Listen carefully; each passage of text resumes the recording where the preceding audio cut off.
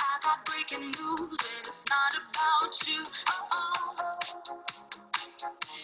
I've been breaking hearts too, and I learned it all from you. I feel my thighs on, feel like Wonder Woman. That's when you want me, but I'm not your woman.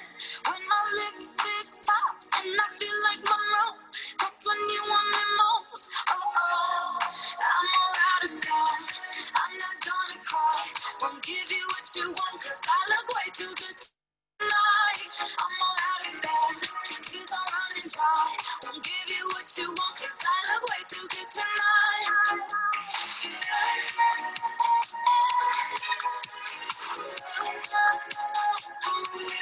I'm all out of song.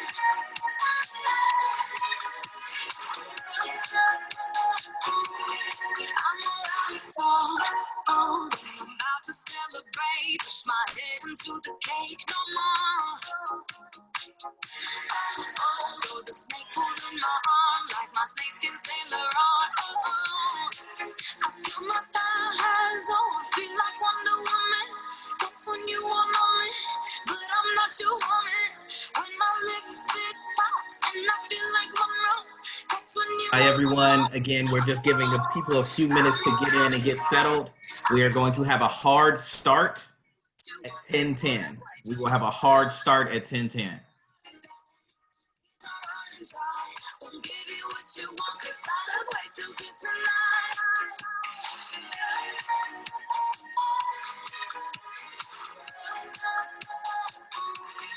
I'm all out of song.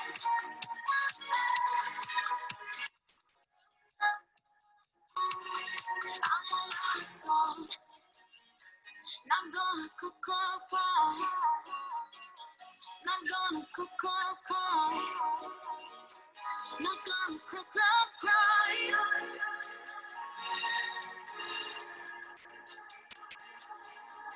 I'm all out of song.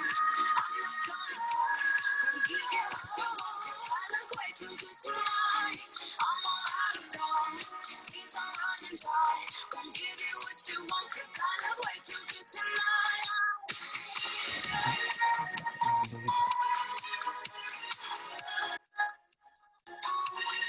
I'm all out of song.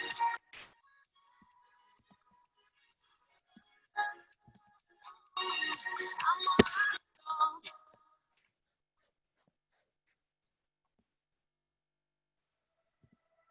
If you don't wanna see me,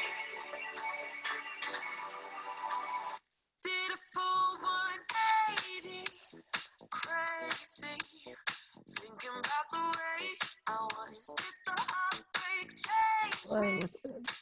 You know, bitch. But look at where I ended up. Good already, so moved on. It's scary. I'm not where you left me at all. So if you don't wanna see me dancing with somebody, if you wanna believe it, anything can stop me. Don't show up, don't come out, don't stop caring about me now.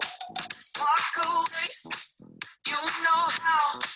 Don't stop caring about me now. Aren't you the guy who tried to hurt me with the word goodbye? Though it took some time to survive you, I'm better on the other side. I'm all good already, so moved on. It's scary. I'm not where you left me at all. So if you don't wanna see me dancing with somebody, if you wanna believe it, anything can stop me. Don't show up, don't come out.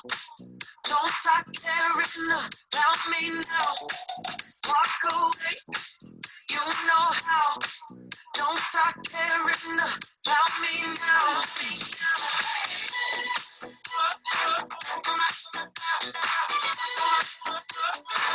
Don't start I'm not where you left me at all. So if you don't want to see me dancing with somebody, if you wanna believe that anything could stop me, don't show up, don't come out, don't stop caring about me now, walk away, you know how, don't stop caring about me now. All right, Samaya, I think we're ready.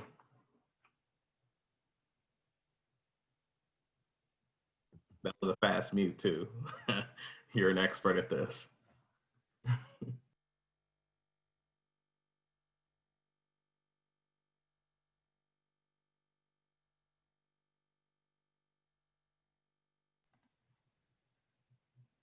I think you'll need to unmute yourself for the volume for the video though.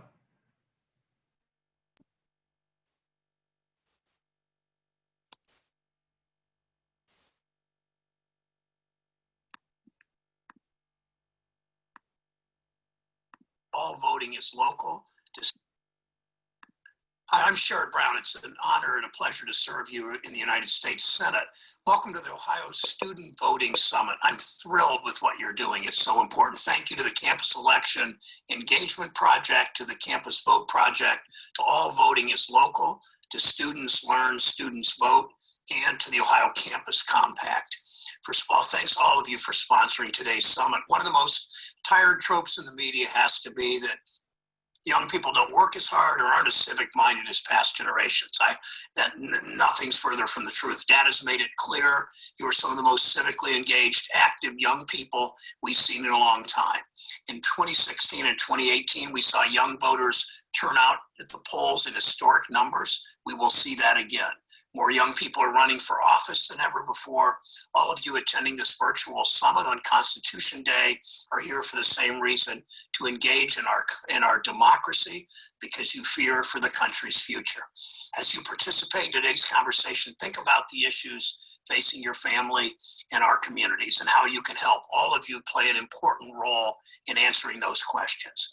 In 2015, my office started Propel Ohio. It was a statewide conference for Ohio undergraduates who will be the next generation of leaders in our state. Every year I'm inspired by the people I've met at Propel and around the state. Students working to make their voices heard, hundreds and hundreds of students from dozens and dozens of Ohio schools working to make their voices heard and leading the way to organize and mobilize.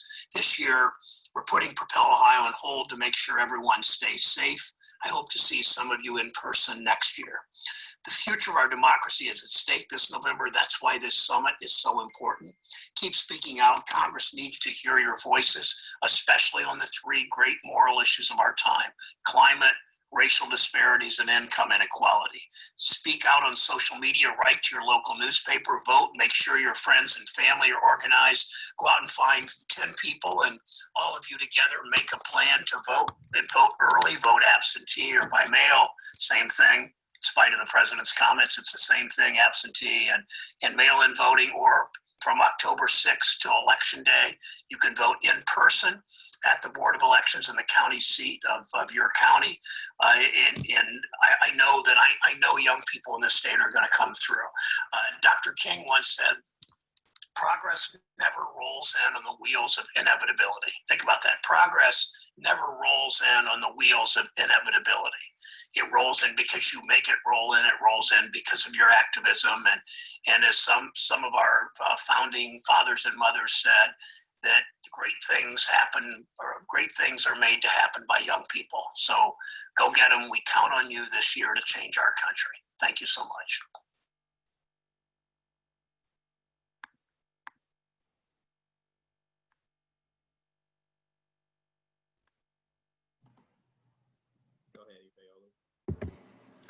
Good morning, good morning, good morning, everyone. We want to welcome you to the Ohio Student Voting Summit. I want to introduce our summit host. We have Ms. Alexis Crosby, who is the Ohio Deputy State Coordinator for Campus Vote Project. Mr. Dylan Sellers, the Ohio State Coordinator for Campus Vote Project. Myself, Ifeolu Claytor. I am the Ohio Campaign Manager for All Voting is Local. My State Director, Kayla Griffin, for All Voting is Local, as well as Nate Hall, our Ohio State Director for the Campus Election Engagement Project. We are all happy to welcome you to this wonderful panel, or this Ohio Student Voting Summit. We are excited to hear your ideas, and we're gonna roll through to the guidelines. So we would love for you to change your name on the Zoom to your name and your campus or organization. We want you to keep your water and your coffee close. If you are able to turn your camera on, it helps us to build community. Please remain on mute while in the larger group. You will have an opportunity to speak in the breakout groups. If you have questions during our speakers, please put them in the chat. And if you have questions that are not for panelists, feel free to privately message Alexis, Dylan, Nate, Kayla, or myself, Ifeolu, in the Zoom chat box. And we can slide to the next slide. You will have the opportunity to choose your panel. Put a 1 in front of your name to go into the student breakout panel, and put a 2 in front of your name to go into the administrator breakout panel. And the next slide should be the agenda. Yes, so welcome agenda. We'll go into a Kahoot. We'll have a short commercial break.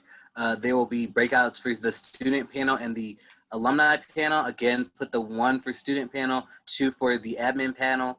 Another commercial break, a message from Secretary of State Frank LaRose. What are the rules? We'll have his Assistant Secretary of State in charge of elections, Mandy Grangine, talking about what the rules are. The art of digital storytelling, and digital organizing will be Samaya from Campus Vote Project. And we will announce who our recipients are for the mini grant. And lastly, why Vote Ohio? Before we get into the Kahoot, I just want to say how important it is that you all are here. The work that you all are going to do on your campuses is monumental. We know how important, you're here because you know how important voting is, or if you don't quite know yet, you will know by the end of the summit how important it is for people your age or college students to get out and vote and to know the importance of the right to vote. And you are going to be the start of that on your campus if it hasn't started already. If it's already started, then you're going to be continuing that charge. And it is a very, very important charge. Senator Sherrod Brown talked about a lot of the issues that affect us, and those are on every level. So it's important that we not only become voters, but engage voters, inform voters, and know the importance of our vote and what that means to our representatives, our senators on the state level, on the federal level, when we address people who are supposed to represent us, making sure they hear our voices. And this is the start of that. So we can roll forward to the Kahoot. Wonderful. Thank you all for coming. My name is, again, Alexis Crosby, and I am the Deputy Coordinator for Campus Vote Project's work in the state of Ohio. I do want to quickly, before we start Kahoot, I had some questions in the chat about changing your name, and I'm going to quickly share my screen and kind of show you how to do that. So if you, just my screen, there we go. Sorry. Ooh.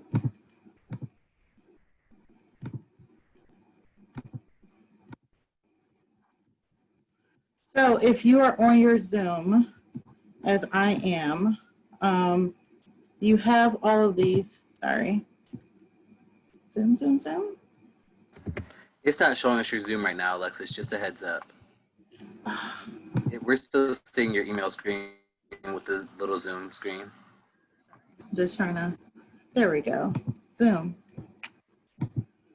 So if you are, can you see that now, guys? Can you see my Zoom now? No, it's not gonna show it that way. So if you just hover over your individual box with your photo on it, you're gonna see 3 dots next to the unmute button. Click those 3 dots and it'll give you a drop down that says rename. is what it'll do. So if you hover over your particular picture, there's a mute button and then 3 dots. You want to hit those 3 dots, hover down to rename. And when you click that, a little box will come up, and that's where you'll put your 1 or your 2. 1 for students, 2 for administrators. And it's also where you can change your name and your organization. So you can do all of that at once. If it looks different on your computer, you can also see it by clicking participants, and you will right click, or you'll have more next to mute, and again, it will say rename. Wonderful, yes. And then while folks are doing that, we can jump into and have people start joining Kahoot. So this is just a few questions around voting to get our brains firing. It is early in the morning for all of us. And we have a really kind of quick, jam-packed day, and we just want to, you know, get us thinking about voting, get us in the right headspace. So if you go... It's a 1-to-1 device. Samaya, can you pick classic? Wonderful. And then get us started. Uh-oh. I can play, right? Yes, because I don't Oh, know the answers. definitely about to win. Well, you know the answers, but you didn't create the answers, so you can play. This is awesome. We'll give everybody until 10:22. That's 2 minutes to get joined that wants to join us, and then we'll get started.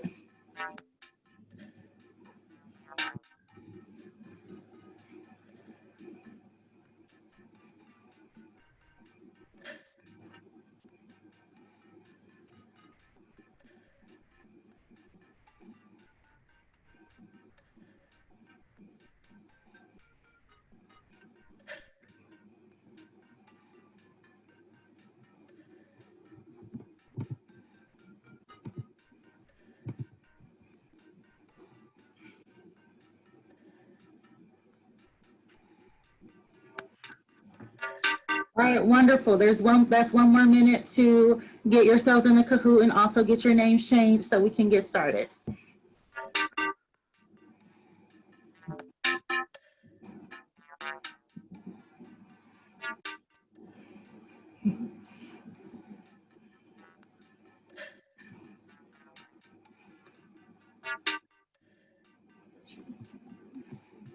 If you're using your phone and you can't change it, just send me a private message letting me know 1 or 2.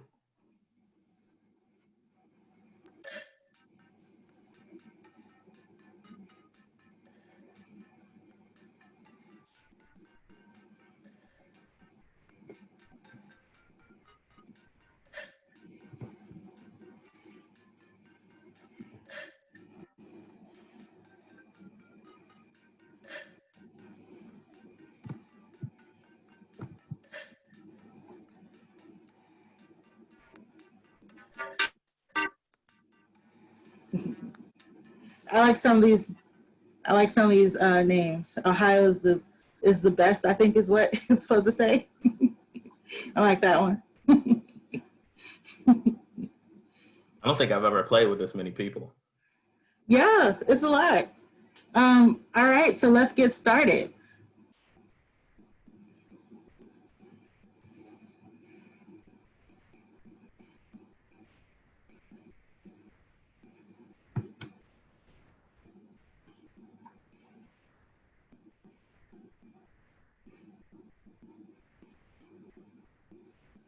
So the question is, in the event of a tie, sometimes legislatures will do a coin toss to determine the winner of the election. Is that true or false?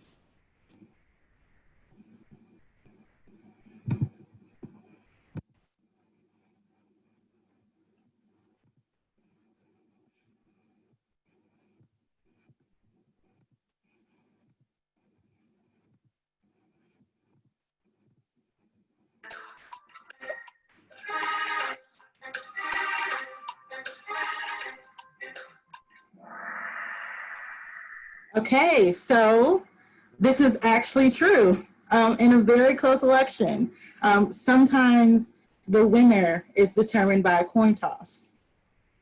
So that's actually true. It's not false. All right, and Sarah is in the lead, whoever Sarah is out there. Okay, which celebrity votes in nearly every election?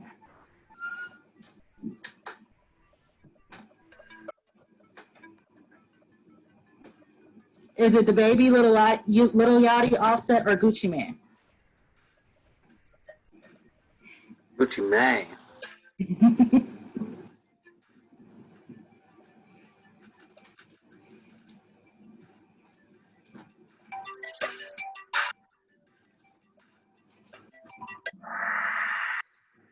Okay, so it is not Gucci Mane, even though a lot of y'all picked him. It's actually Offset. So despite what he's usually in the news for, Offset regularly exercises his constitutional right to vote. So he votes in just about every election. I like that as a fun fact. And Whitney is in the lead. Shout out to Wright State. You must register to vote 30 days before the election. Is that true or false? All of you should know this. I hope you all know this. If you don't, then you'll find out in a minute, but I hope you all know this.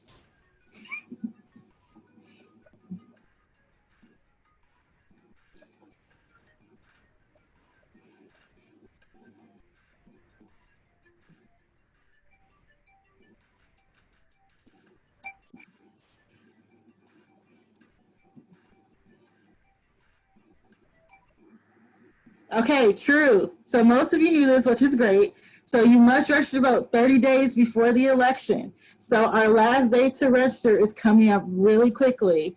So you have to register 30 days before the election. Thank you all for most of you all knowing that. And Whitney is still kicking butt out here. All right, true or false? If you are in jail, you cannot vote.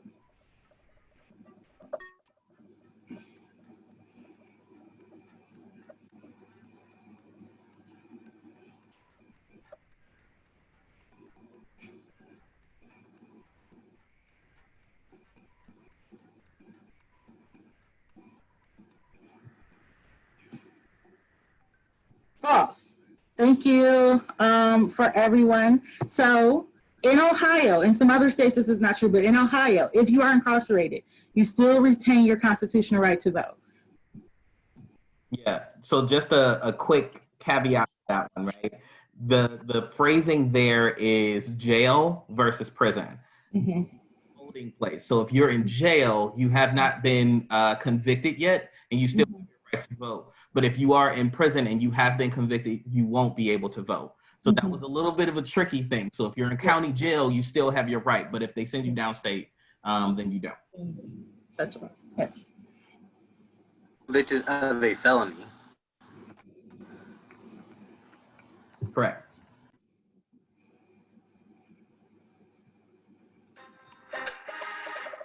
In a primary election, you must declare your political party affiliation. So I don't know if you all remember this from voting in the primary this year.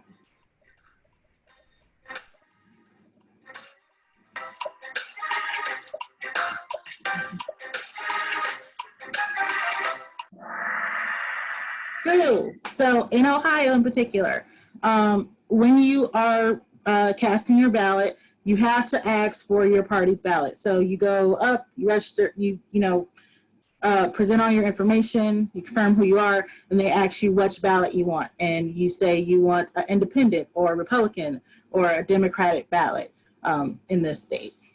So you do have to declare your party affiliation, and that is on file. Allison is correct. You can ask for issues only ballot, but that leaves off party affiliated candidates.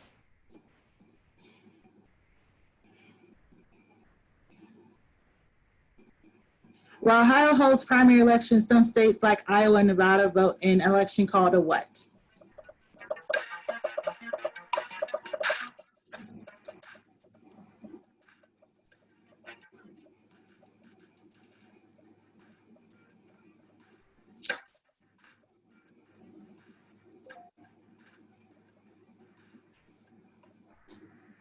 A caucus, cool. So most of you knew this. If you are like me, a political nerd, you follow all the political news.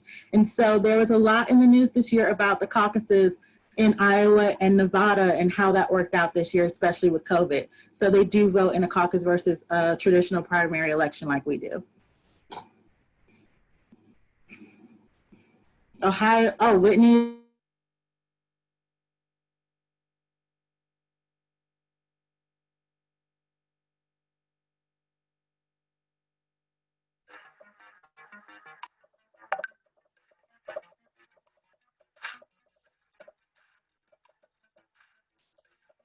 Is taking the lead again from Ohio is the best.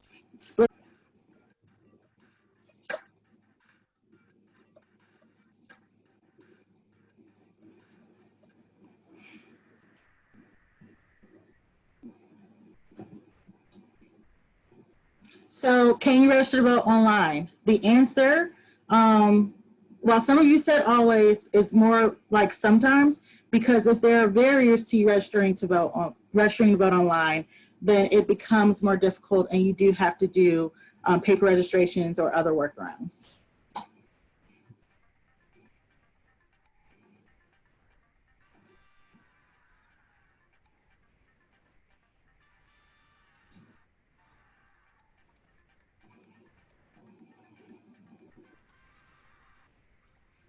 Who's Ohio is the best? I told you I was going to win. Indeed, I did. Okay, so Ohio's the best, otherwise known as Diamond Sellers. Nate from Steve and Whitney, I believe this is Whitney from Wright State, are our top three folks. Caveat, they did not help develop this game at all. However, they are highly engaged in political action and voter engagement in Ohio. So it would be surprising if they didn't know the answers to these questions. Good job, guys. Thank you so much. I hope this has energized you and helped you get ready for a day of engaging and talking about voter engagement and how to really make a robust experience in 2020 for our communities. I'm going to turn it back over for a commercial break from our wonderful friends at the Student Advisory Council. Thank you. Hi there, my name is Katya Erisman. I'm a senior at the University of Texas at Austin and the current chair of the Student Advisory Board with the Campus Vote Project. The Campus Vote Project seeks to improve democracy engagement and student voting rights on every campus in every state across the nation by providing accessible resources to help improve and learn about the election laws that are specific in your state. One thing that we've done is create state-based voter guides about how to register students and help them access their ballot based off of the election laws in your state and the different circumstances that student voters might have in conjunction with them. The Student Advisory Board helps to advise and engage our peers on our campuses across the nation and develop projects and programming that improve digital engagement and civic education for students that are interested in getting registered to vote and turning out to vote, not only in the presidential election this November, but every local and state-based election throughout the year.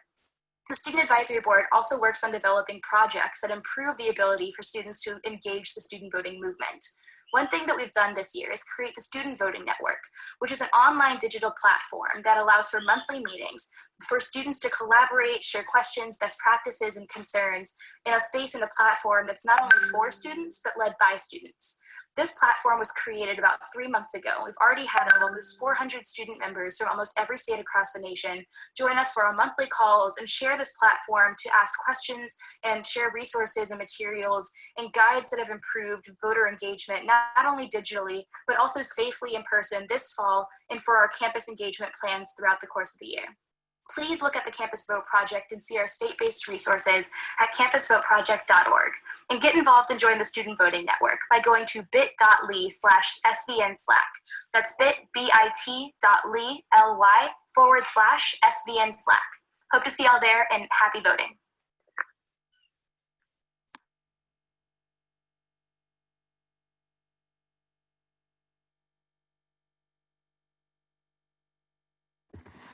And now it is time for our breakout groups. So it's wonderful that you all put your numbers. If you have not put your number for number 1 for the student breakout group, number 2 for the admin breakout group, and both will have panels where you can ask questions. So make sure that you change your name as quickly as possible, and we will start breaking up into our breakout groups. A box will appear to allow you to enter. Please click yes, and we're ready to roll. Need about 30 seconds. It's a fun game though. Sorry, can you repeat which number is for which group? 1 is Absolutely. for student and 2 is for administrator.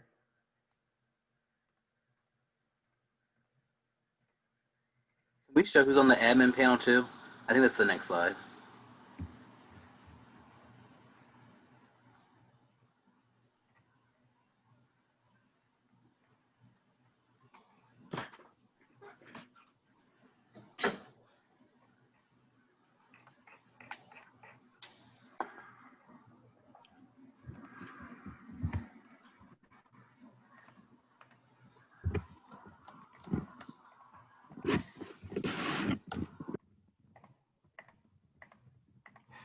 There's a lot of you guys.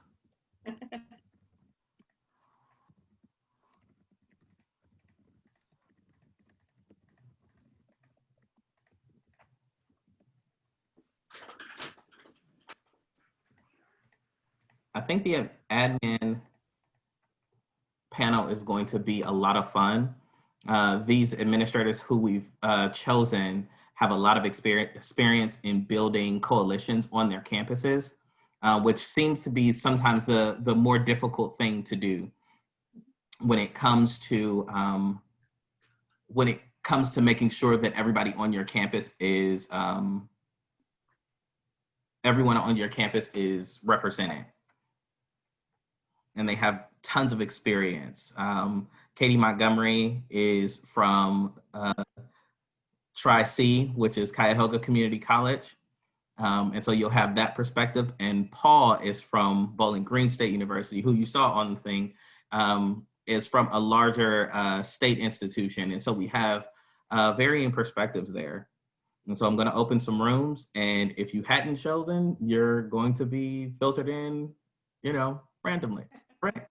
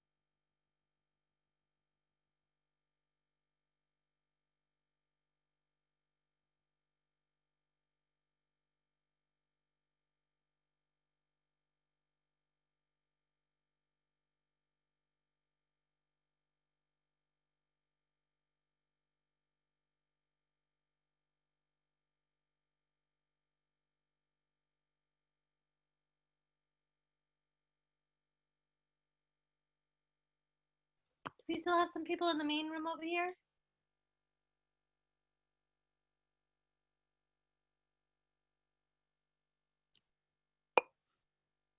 Anyone that still needs to be moved to an administrator or a student panel?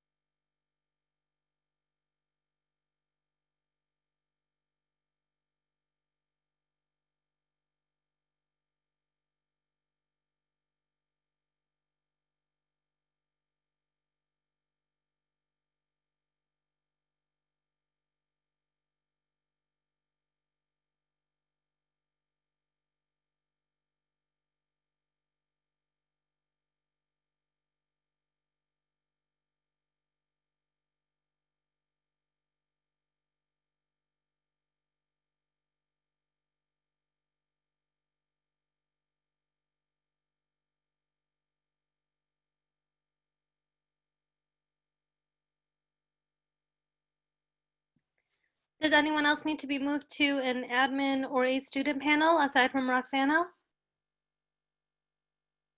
Feel free to unmute your mic and let me know, or you can message me on the chat.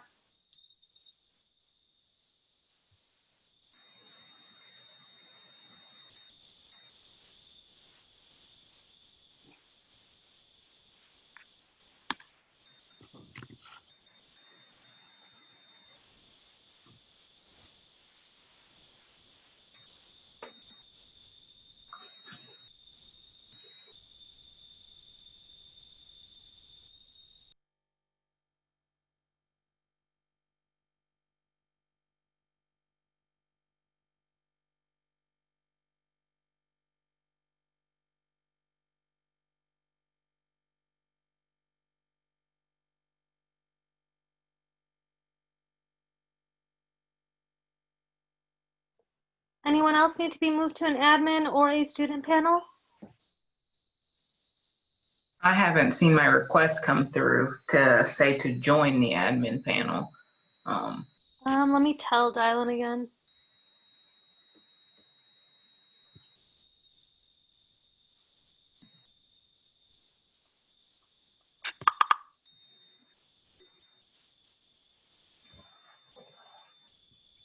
He's working on it right now. I apologize. Yeah, no problem.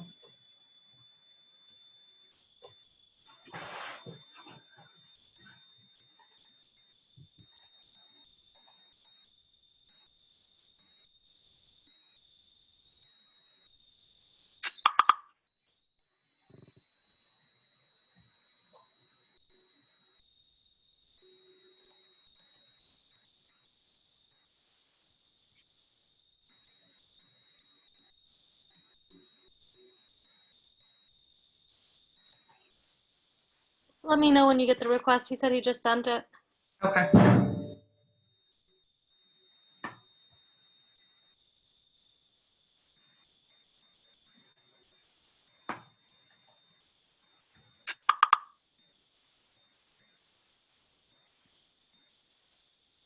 He said you should be able to just choose a room on your screen. Does it show anything? No, I'm not getting anything as far as requests on my screen. I had got one that said to go to the student one, and I went in there and then left, and I haven't seen anything pop up since there. Okay, so what I'm gonna do is try to move you back to the student and then back to the administrator, because like I'm not sure why it's not doing it. It's okay. You just tell me what you need me to do. Okay, I'm gonna move you back and forth. Let's see if that works.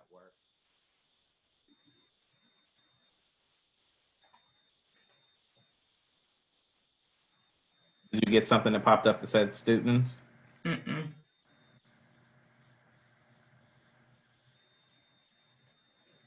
That's weird.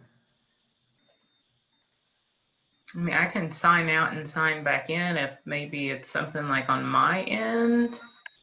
Yeah, let's try that, because there's it says that you're in, or you have the ability to go into the administrator's panel. Okay. Cool. So let's Give try me to one hop out second. and hop back in and see if that works. Yeah. Oh, never mind. I don't know why it didn't. So at the bottom, when I clicked more, it finally popped up to join the administrator panel. Okay. Okay. So Thank you. Hey, Dylan, how long does this session run? Oh, good catch. I don't know. I was trying to look for the. I'll look around for it. Don't worry about it. Do your thing. I'm good. I'm just So far, so good. so far so good. Like can't complain. I just wish I knew how to record the breakout sessions. I know. I don't think you're able to do that. I wish I had known that because they're getting some really good information in there. Oh, is someone taking notes in each group? Don't know.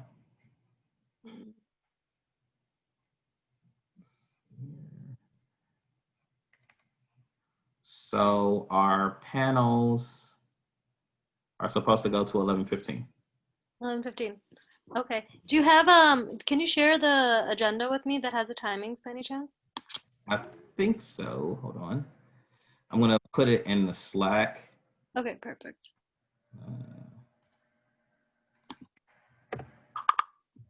Awesome.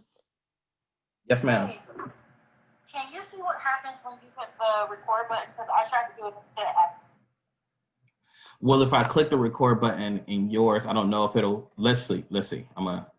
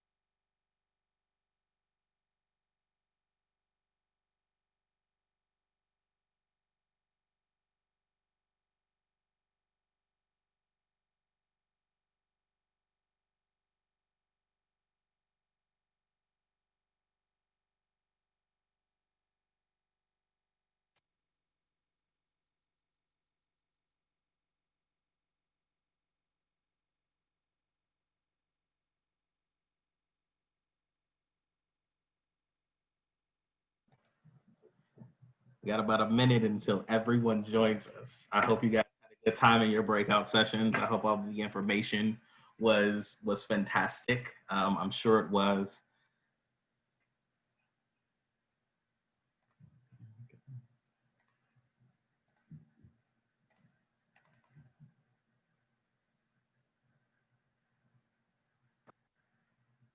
About 16 seconds.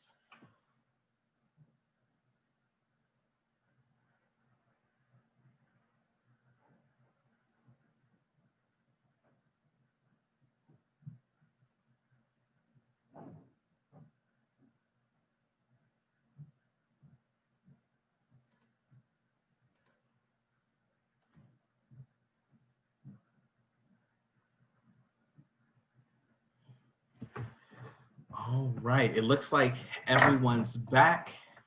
That is fantastic. So we're just going to wait. We're going to share our screens and do those kinds of things.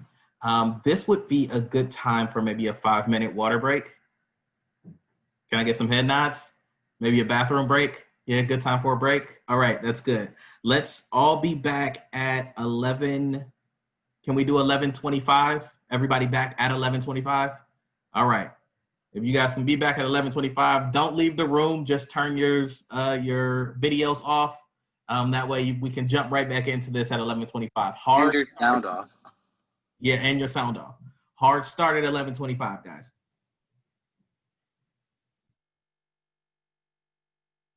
Hey, Darwin, can you make Samaya to co-host? I missed you, Samaya. What'd you say? She needs to make Samaya to a co-host.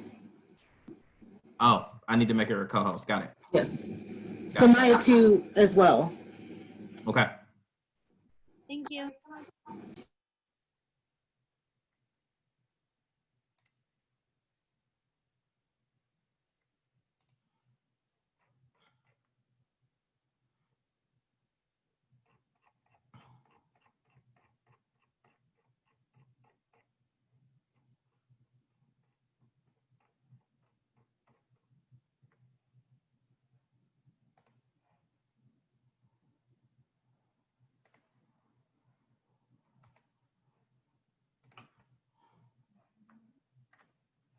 Done.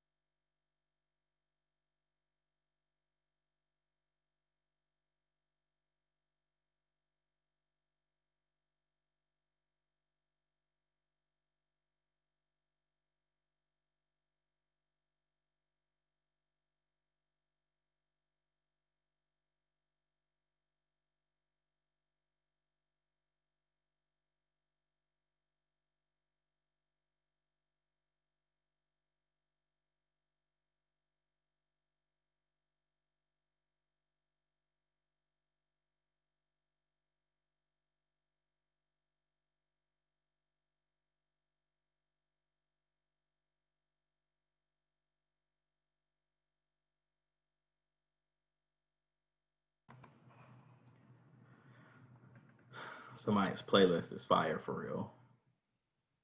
Need that. It's the least Michigan can do for our Ohio friends. Oh, you're from the state up north? Oh, Lord. Kick her off. No, not that one. Like, normally I'm with you, but Samaya the truth for real. She can stay. She's honorary. I appreciate it. She's a temporary transplant. Yeah, for sure.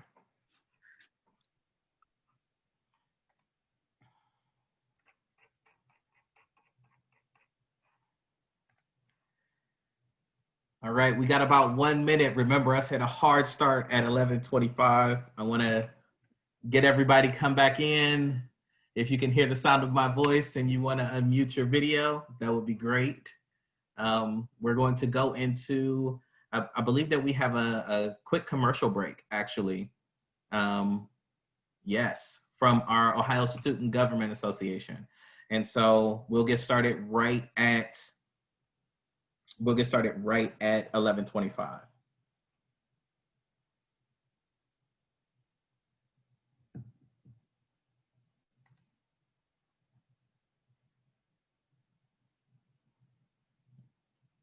Okay, Alex, I see that coffee, man. It looks pretty good. Yep, it's my morning fix. I got you. I'm understanding. Got to For stay sure. up because today and tomorrow it's going to be like meetings, events, engagements nonstop. Well, close to nonstop, but yeah. Gotcha. Drew York from OSGA. Ready to ride. Drew York from OSGA here. And before I get into why OSGA is happy to be partnered with the Ohio Student Voter Summit, I want to talk a little bit about what OSGA is. OSGA stands for the Ohio Student Government Association. And together, OSGA represents 14 public universities, student governments, and those student governments' collective 500,000 constituents in the state of Ohio. OSGA functions as a means of collaboration and working together for all 14 of these public universities in the state of Ohio. And that brings us to our partnership with the Ohio Student Voter Summit. OSGA is happy to be a partner in this program because we believe that voting is one of the most important things we can do, especially in these trying times. Voting is the lifeblood of our democracy, and it's the means by which we can express our political opinions and better our country. OSGA and myself, Drew York, can be reached through my personal email at york.62@wright.edu, or you can access us on OSGA's website, which can be reached with a simple Google. Thank you, and enjoy the summit. We're happy to be partnered. Thank you.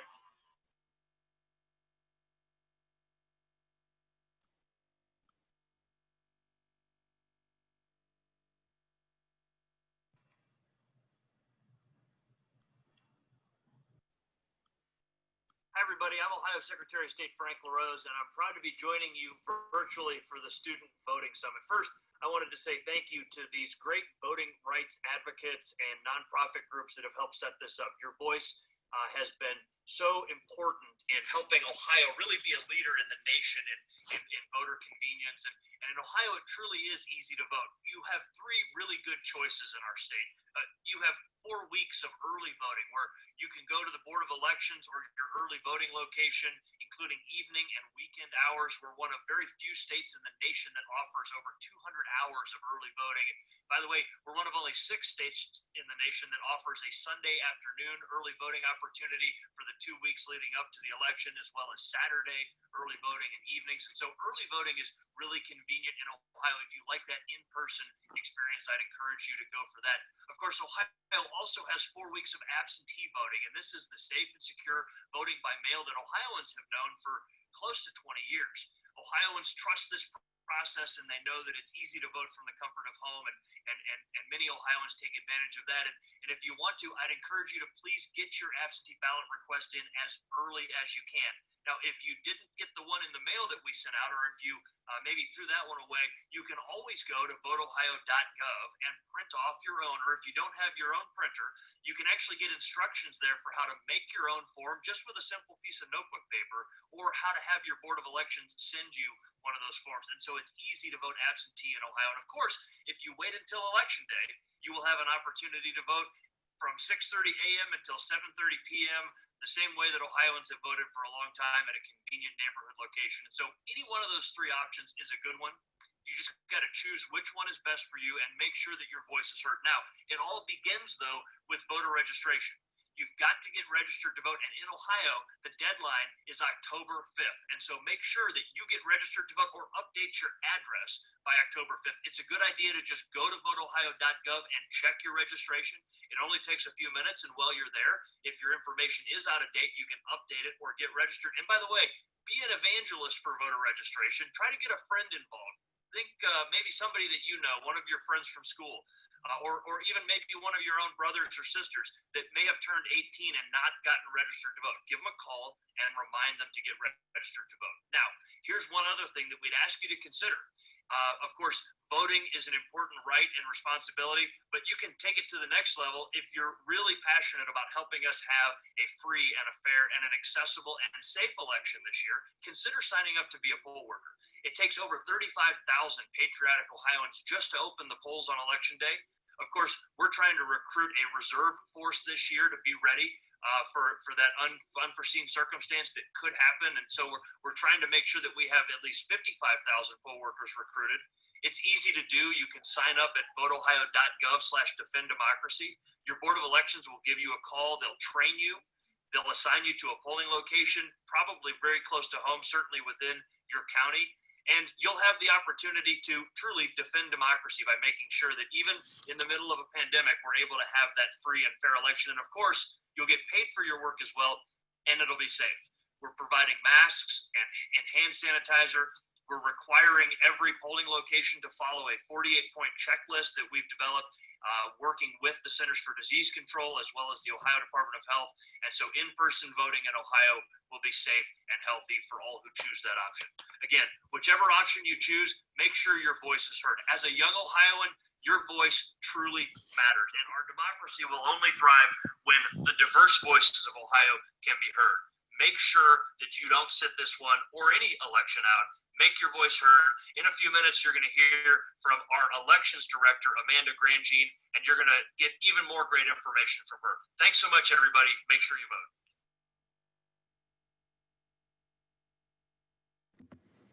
Well, the secretary set it up really well.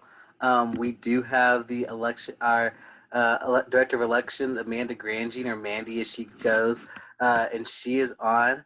Like myself, she is a Miami alum. I'd like to say love and honor. Yes, absolutely. How's everyone doing? Can you hear me okay? Yes, I think you're great. Good, perfect. Well, thank you so much for having me. I'm so impressed by the professionalism of this entire organization. Bravo. Ifeolu was tremendous in communicating with our office and making sure that I had everything that I needed. So I'm not surprised because you are, after all, a Miami grad. So you got it all going on, which I love. But good work, and thank you for having me. You've made it very easy to be here with all of you today. Awesome. Thank you for being here. We're going to jump right in and hop into the questions. We got a lot of really fantastic questions from our registrants, so we're happy to dive in. Perfect. Oh, this is a really good question. We talked about it a little bit earlier, but we can start here. What are the exact laws for potential voters that may have a criminal record, such as a felony? Okay, great. Oh, I see another love and honor. Awesome. Great question. If you go to, and I can put this in the chat, normally I have someone on here that can put things in the chat. We're all evolving in this virtual platform, which is so interesting. But I can send you guys an entire list of the requirements. So you have them, you don't have to get into it with me here, but I'll send you that. It's all on our website too, for how to rehabilitate and all of the rules surrounding felony convictions in the state of Ohio. So I will make sure I'm sure there will be a ton of follow-up, but I'll make sure to get you all of those rules that are very detailed on our website. I just don't, because it depends on each person's situation, I don't want to give like a blanket blanket statement without giving you all the information. Because I know we have a lot of ground to cover and a very short period of time. Yes. Is there a way for Ohio students without an Ohio ID to register online? So unfortunately, there is not, because of what the law requires for online voter registration. You need to have that either Ohio ID. So you can have an Ohio ID even though you don't have an Ohio driver's license. You could go to the BMV and get that Ohio ID, which has that number.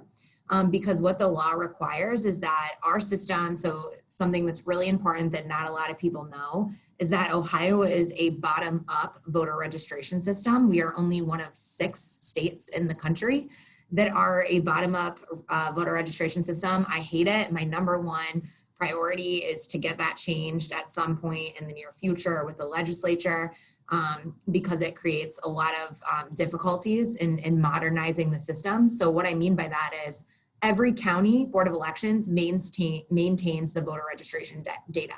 I don't have any control over it, and it's not my data. Like we're not inserting it into the system, if that makes sense. Each and every board of elections, of which there are 88 in the state of Ohio, is doing that. And so that creates a lot of discrepancies. And we're, as far as like data integrity goes, which is one of the Secretary's biggest initiatives with registration readiness and some of the other initiatives that we've done, is making the process completely transparent and posting the data. So gathering the data from the boards of elections and posting it on our website. But getting back to the original question, the BMV has the list of all of our, like the Department of Public Safety, which houses the BMV, has a list of all of the data of those folks who do have a driver's license number or do have an Ohio State ID number. And the only way to verify someone's identity online is our statewide voter registration system, which is just a mirror of the county system, checks it automatically against the BMV's data, right? So it's that identity check, which is why you need either that driver's license number or the ID number to register to vote online. I know that's a really long-winded answer to your question, but this space is so complicated. And I wanted to make sure that you knew that it wasn't a choice that we were making, but one that we're required to have in place for online voter registration per law. Got you. Is it, so we have a question about if it is better to do absentee voting or early voting? So I don't know if one's better than the other. I'll tell you my personal experience and sort of tell you that there are 3 options to vote, obviously, in Ohio. You can vote by mail, starting on October 6th. You can vote by mail. You can show up to your Board of Elections or early vote center and cast your ballot early in person there, or you can vote on election day. So Ohio, to Secretary LaRosa's point, has 3 different ways to vote, which is great. A lot of states don't have those 3 different ways to vote. I would recommend that you pick the option that works best for you. So if you, for some reason, think whether or not you're worried about maybe just remembering certain requirements and you're concerned because there's a lot of pieces to the transaction and voting by mail, it's perfectly safe and secure and accurate. But if you're just worried about it for some reason, you can absolutely show up in person at your Board of Elections starting on October 6th and vote in person. I actually vote in person early every year. It's my favorite way to vote because I like to see what's going on. I like to be able to cast my ballot in Franklin County. And I just like observing the process. And so I vote early in person every year, primarily because I'm working, obviously, all hours of the day on election day, and I can't vote in person on election day. But, voting by mail is a huge component to this process, and one that we would absolutely recommend. We think that, everyone who feels comfortable voting by mail should. If you don't want to leave your home, if you're concerned about going in public at all, you absolutely should take advantage of voting by mail. It's safe and secure, and we have full confidence in it in the state of Ohio. We have had vote by mail for a very long time in the state of Ohio, and Ohioans like it. There's nothing wrong with it. contrary to, you know, what anybody else out there has said, it's a great system and one that we highly recommend. But the biggest thing that I can tell you with Vote by Mail is do it early. Submit that application that we sent you in the mail. Secretary LaRose sent every single registered voter an absentee ballot application in the mail, so you should have gotten that. Submit it ASAP. Because what's going to happen is your board is going to process that request, verify that you are a registered voter and everything checks out. And then starting on October 6th, they're going to send you that ballot. Then the recommendation that we have is make sure you fill out that ballot and send it back as soon as possible, right? So just stay on top of the deadlines, make sure that you're moving quickly. And, you know, getting that process done. So that's the only caveat that I would put to Vote by Mail. Just don't forget about the deadlines. Don't wait, do it quickly, and it will all be fine. And if it's helpful, I can share some of the deadlines surrounding Vote by Mail, so you guys have them, you know, for like at the forefront of your brains. Is that helpful? Yeah, absolutely. Okay, so the voter registration deadline is October 5th. So please make sure that you're checking your voter registration. You can do so on our website. You can update it up until October 5th. October 5th is the deadline. The day after the voter registration deadline is when early voting starts in the state of Ohio. So October 6th is when the boards will start to send out the absentee ballots, and is when you can also go to your Board of Elections and vote early in person. So make sure you're doing that. So you have about roughly 28 days to vote in person or get that absentee ballot filled out and postmarked by the day before the election. So the rules for voting by mail are making sure that you're postmarking that ballot the day before the election. The next step in that is that the Board of Elections has to receive that absentee ballot by the 10th day after the election. Okay, so that's the window. Those are the two things to remember. Make sure that you're getting it postmarked by the day before the election, which is November 2nd. And then you're getting it, you know, the board has to receive it by the 10th day after the election. So those are the important dates and things to remember. And early voting ends, like early in-person voting ends on Monday, the day before the election at 2 p.m. So just make sure you're getting to your Board of Elections either in person or you're getting that ballot back. So somebody asked, what date does an absentee ballot need to be postmarked? It needs to be postmarked by the day before the election, which in this case is November 2nd.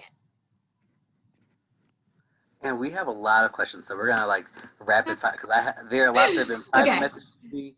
And I see, and those of you who have private messaged me, I see your questions. I have them in a Word doc, so they will not get lost. But one is, if you requested a ballot, can you still vote in person? Great question. Great question. So the law speaks to this in certain circumstances. And in full disclosure, I'm a lawyer, so I always defer back to the law. So if you hear me saying the law says this, it's because it's my nature and I can't like beat it out of my head. So basically, here's the deal. If you request an absentee ballot application, the law says that if you show up at your polling location on election day, you have to, you can vote, but that ballot will be provisional, meaning that the Board of Elections will hold it, because if you submitted an actual ballot, then you would have two ballots, right? And we can't count two ballots. So the board has to have a way to differentiate between the ballots and spoil one and count the other. So they're making sure that you are able to obviously vote, but it's also a safeguard to ensure that there isn't double voting going on in the state, if that makes sense. Is that the same if you go to vote in person early? Great question. Great question. So no, it's not. And we're actually going to be issuing guidance here in the near future very shortly to the boards of elections. So it isn't. I'm not sure if it's a legislative oversight or what have you, but the law very clearly says your polling place, and your polling place is not the Board of Elections. So if you do request an absentee ballot application and you show up to your Board of Elections, in certain circumstances, that we will explain to the Board of Elections, and I'm happy to get you a copy of this directive when it goes out. You'll be able to cast a regular ballot. So we want to, provisional ballots, this is a big misconception. Provisional ballots are not a bad thing. They get a bad rap, but they're a really, really good thing. And 92% of provisional ballots in the state of Ohio are counted every election. They're just a safeguard and a fail-safe to make sure that everyone can vote. But if there's any concern about, you're maybe missing an ID, you're missing some piece of information, or there is an indication that you've already requested a ballot, it protects the system and the integrity of the system. So provisional ballots are actually a good thing for this system. But if there's a way that we can allow folks to cast a regular ballot, we want to do that. Awesome, awesome, awesome. So the person who asked about the postmark deadline was actually asking for the absentee ballot application. Is there a deadline? Is there a postmark deadline for the absentee ballot application? So great question. So this is something I really want to hone in on, and it's something that I actually tweet about a lot. So I really appreciate you guys recognizing this distinction in the different deadlines. So absentee ballots are not absentee ballot applications, right? They're very different things. So the application deadline, I'm going to give you the actual legal deadline, and then I'm going to give you the deadline, the effective deadline, because we have asked, Secretary LaRose has asked the General Assembly to change this deadline, and they did not do that. And so we believe that the deadline is totally bonkers, and it sets the process up for failure. So again, this is why our messaging is consistently submit that application ASAP. Do not wait. And here's why. The deadline to submit for most voters, for 99.9% of voters, is October 31st. Okay, that is the deadline to submit that application. Now that leaves almost virtually zero time, because remember, the election is November 3rd and you have to postmark your ballot by November 2nd. So that leaves virtually no time for your Board of Elections to get that application, to mail you a ballot, for you to mail the ballot back, and for everything to be before, all of the subsequent deadlines. So do not wait until the 31st to submit your absentee ballot application, please. That is the legal deadline. We are saying the effective deadline, you should not wait any later than October 27th. To submit. That's like the absolute latest that you should wait to submit that application. Does that make sense? Absolutely. I know I'm throwing like a ton of info at you guys, and it's really complicated stuff, and it shouldn't be. It should not be this complicated. Can you talk very briefly about the tracking your ballot option and what that looks like? Yeah, absolutely. So are you all over the state or all over the country? I'm not. Everyone's. Okay. We have college students from all over Ohio, college students and personnel, and some other voting advocates from all across Ohio. Okay, great. So I'm not just speaking to folks that are in Franklin County. So I was going to use Franklin County as an example. Anyways, go to your county Board of Elections, and right on their homepage, there should be a little link that says track my ballot. So you're going to go to the county Board of Elections. Our website will redirect you there. But I would say the best place to go is your county Board of Elections, because it's linked up to their voter registration system, right? Everything's being maintained through the voter registration system. And again, going back to my point that Ohio is a bottom-up state, meaning the board maintains all of that data. So go to your board website, you can type in your information, and you should be able to see where your ballot or application is in that process. Awesome. We have college students and personnel, clearly, and we have, one second. There we go. A lot of students who are moving into dorms and who are, they have a phase 2 of reopening and they're moving into dorms now. Are they able to register under their current dorm addresses? Yes. Or will they not have established residency in time? So, so the voting, really good question. And I can provide this in more detail because I know we're almost at time, which is crazy. But essentially, if these are folks who have lived in Ohio for more than 30 days, that is fine. And clearly they are intending to reside in that dorm location. Our advice, and I've actually issued a directive on this based on sort of an experience that we went through, and it was a great resolution with Denison University in Licking County. The point is, please use your dorm address, right? Like even if your mail is at the student union, please use your dorm address, because for the purposes of the board's voter registration system, they need to know like where you like actually are, so that they can code your ballot properly, right? So that you're voting on, because sometimes that there are precinct splits in the middle of the university. And so we want to make sure that we actually have on file what your dorm address is. Does that make sense?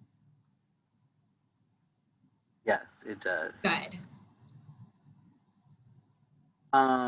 Are you able to speak to like any of the bugs? I've gotten a couple of questions just because there have been some bugs with students who are trying to register either with their either with a physical form or online, getting it rejected because of the dorm address not being recognized.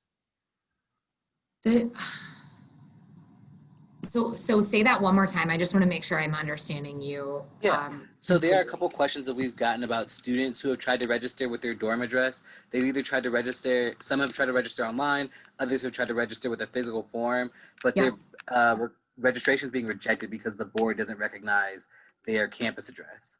Okay, so I'm going to address the online portion first, because I think I kind of already alluded to it. If it's not on your ID or your driver's license, you can't update it online. In that regard, you have to update it with the BMV first. You can update your address with the BMV online. So that's one option. You can go to the BMV, update it online, and then try to register to vote online with that updated address so they match, if that makes sense. You can definitely do that, and I can provide you with some follow-up information on that.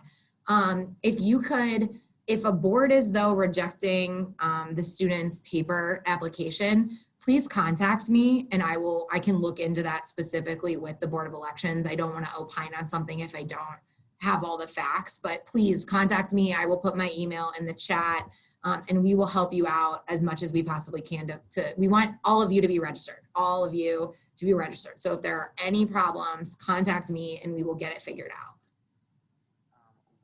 Question about like the type of postage, specifically meter postage. The website suggests not using meter postage, but when our administrator called, I guess the board said that it would still be accepted and it could impact, although it could impact the postmark. I know it's like a very technical question, but we have so a lot of if you administrators can, who are trying to help.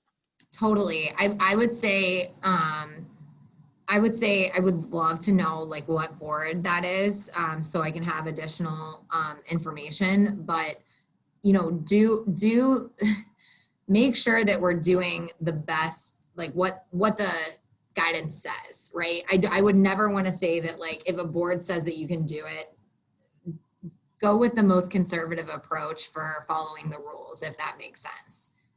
I don't know what board said that. I just know that, what it's Stark. It was Stark from Mount Union University. Oh, great! Because this is helpful because I'm a Stark native and I know all those people like the back of my hand. So I will follow up with them, and if you can get me the names and so I can do some follow up with some of these questions, I'm happy to run the traps on a lot of this. Sadly, because we are bottom up, I don't have all the answers because I'm setting the rules for all the boards and they're trying to implement the rules, if that makes sense. So I'm not trying to like be cagey. I just don't want to give you an incorrect answer. That's fair. What are the rules for turning in someone else's paper voter registration form for them versus their absentee ballot application versus their absentee ballot? Great question. Do the registrations have to be delivered in a certain time frame? Gonna give you a forfeit there. The voter registrations, do they, like the paper registrations, do they need to be, okay. So yes, so the boards are required to be open until 9 p.m. on the voter registration deadline. So keep that in mind. Okay, I'm trying to break out your questions so I can answer them in the order that you've asked them.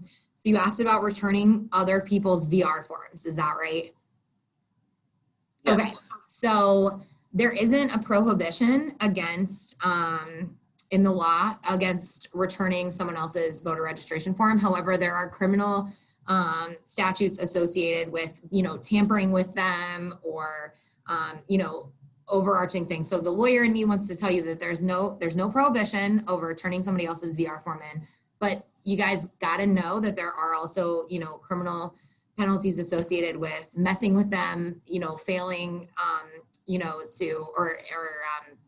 do I want to say, like essentially disrupting someone from voting or registering to vote. So those do exist. You can, people do voter registration drives all the time. Just please, please, please don't lose them, right? Like don't stick these voter registration forms in your car and just accidentally forget to drop them off at the Board of Elections. Please don't do that because you're effectively disenfranchising people, right? So if you are going to turn in somebody else's voter registration form, take pride in it and make sure that you're taking it to the Board of Elections ASAP. Applications. Yep, who can turn them in? And then the ballots. Okay. So applications, similarly, people, it's similar to VR. There isn't the same harvesting prohibitions, but I would just, again, caveat that it's the same criminal penalties in 3599 will apply to these sorts of things too. So if you're like, okay, I'm gonna pick up like my dorm's applications, make sure that you're being really mindful of that and not forgetting about them in any capacity. The biggest prohibition is on ballots, right? So it is illegal to ballot harvest in the state of Ohio. And Ohio law allows you, the elector, to turn in your ballot either in person or by mail, or it defines a set number of relatives, like very close relatives that can turn in your ballot for you. So like your spouse, your mom, your dad, and I can copy and paste from the exact law. So you're not, just taking it from me or like seeing the list of relatives, but we list that pretty much in every publication. It makes more sense than me being pregnant. Was that a question? I think somebody might have just accidentally taken themselves off of mute, but keep on going. Perfect. Yeah. So near relatives is the general term we use, but it's a term that who can return your ballot is specified under Ohio law, but your friends cannot.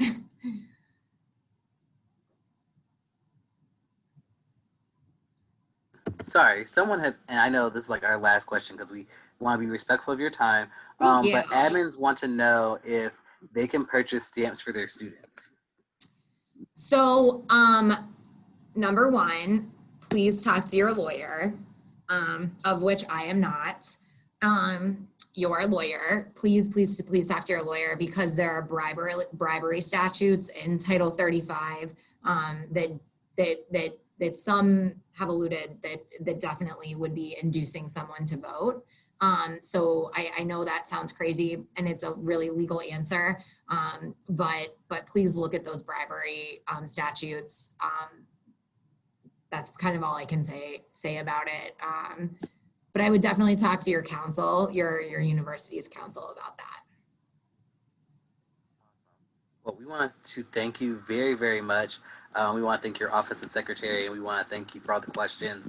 I'll go through and make sure there are any others, see if there are any others that I missed, and I'll shoot you an email and see if we can get some answers back, just so we can have for people who ask questions that we weren't able to get to.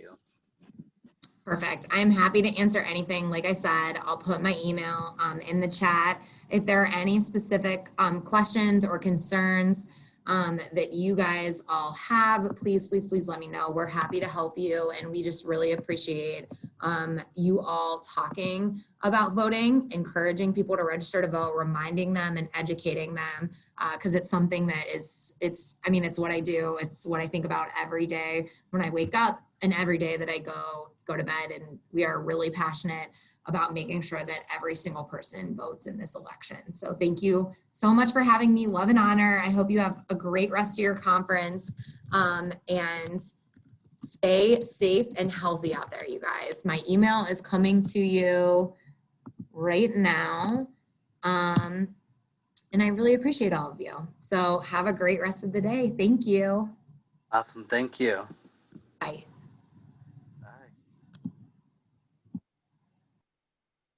And we have another commercial break right now.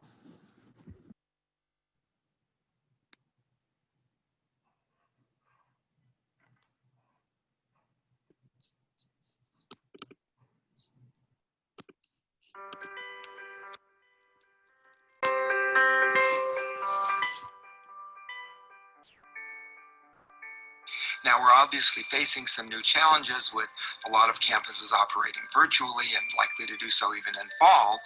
But we think that we're up for them. We recently worked with schools in Wisconsin and in Ohio in their recent primaries and got the students to turn out, which was amazing, and we'll be drawing on all of those lessons.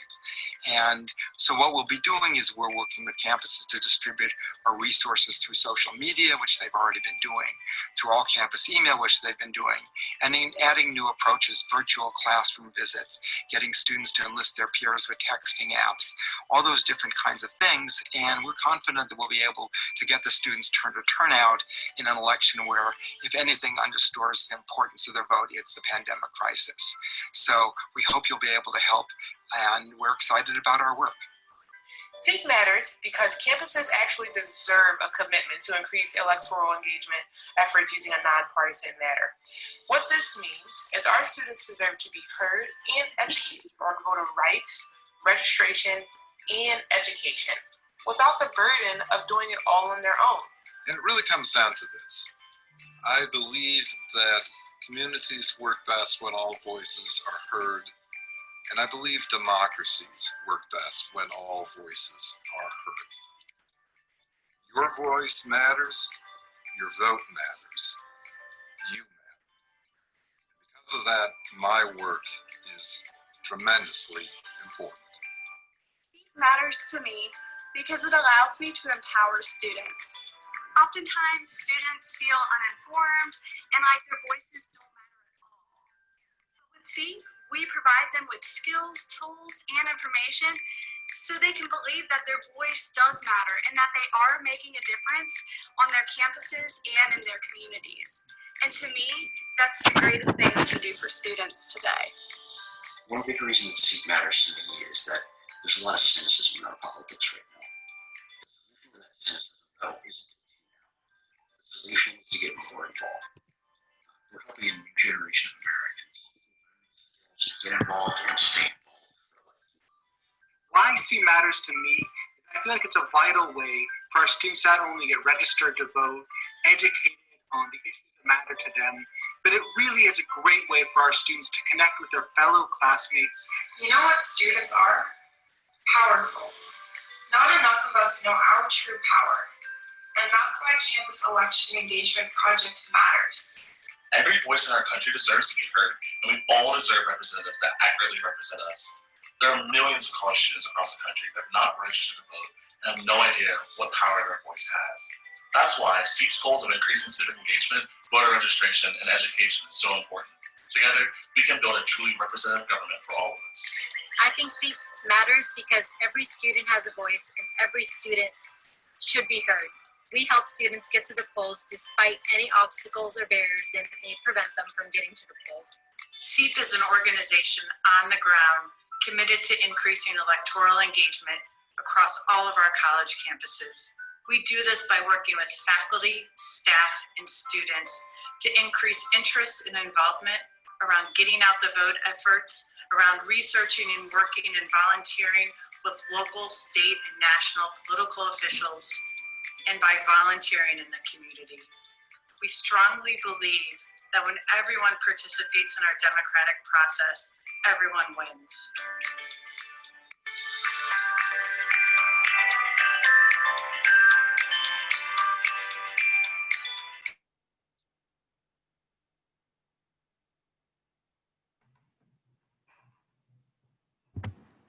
Ooh, wonderful.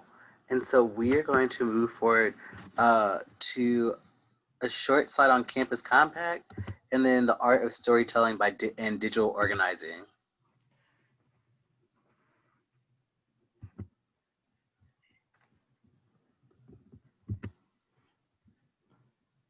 And someone asked in the chat, CEEP is Campus Election Engagement Project, CEEP.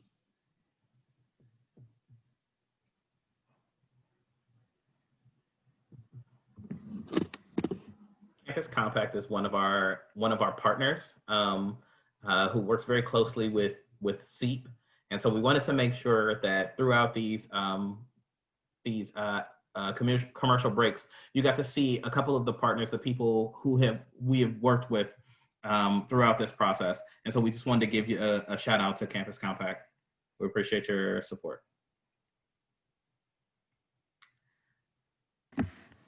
And Samaya, digital organizing and the art of storytelling. I'm so pumped about this. Samaya is from Michigan, but she is an honorary transplant today. We love her. She's awesome. And this is the meat and potatoes of today. And so we're expecting to get a lot of really good information for you to take home and implement. So Samaya, go ahead, take it away. Hi everyone, nice to meet you all. I'm Samaya from Michigan, but today I'm an honorary Ohioan. I think that's what you all say. So I'm happy to be here with you all. I'm just gonna share my screen. All right, can you guys see my screen okay?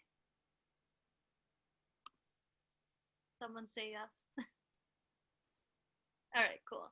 See some thumbs up. So today we're gonna talk a little bit about digital organizing and storytelling, and I tried to really make sure that we were doing a quickened version of a deep dive, so you all really have the tools and resources that you need to get out the vote, because we're in crunch time now, and we had many months to plan. Because of COVID, we were home, so we were even planning and strategizing more, but now is the time to really just go on campus or go virtually on campus to do this work.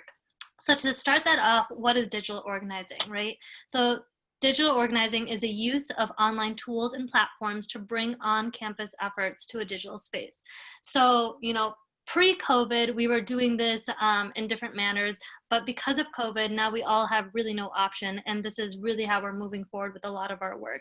So it's brought out a really interesting, interesting ways of engagement, but at the same time, it's really unique because most students and administrators are really on digital spaces doing this work, so why not bring it right to them, right? We have people are on their phones constantly, or they're on their laptops doing work. So now we need to make sure that the platforms that they're on are representing the work that we need to be done to get out the vote.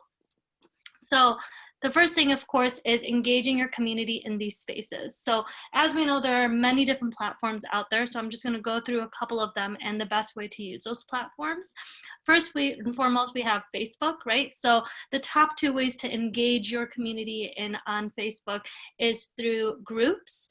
So if you have a coalition on your campus, or you have, your student civic engagement group, or your college group, consider putting them all into a group where you can continuously update them about events going on, where you can update them about articles, share resources, share images of what's going on, because that way those groups give you notifications right away and they're a part of that community at all times.